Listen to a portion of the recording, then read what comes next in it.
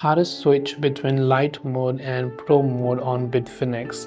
If you want to switch between Lite mode and Pro mode, this mode is usually because the Lite mode is for beginners and novices that has no experience in trading whatsoever, and the Pro mode is for those who has got a much more experience and would like to have much more options during trading. To switch between either of those, launch the Bitfinex app, and then you want to make sure that you are logged into your respective account. After you are logged into your account, this is the interface you will see.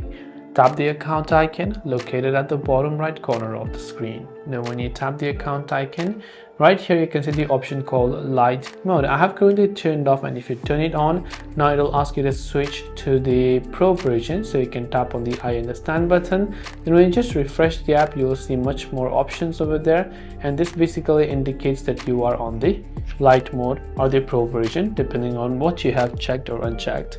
So I hope the video helped you out, and if you have any questions, feel free to leave them down below. Thank you for watching, and see you soon in the next video.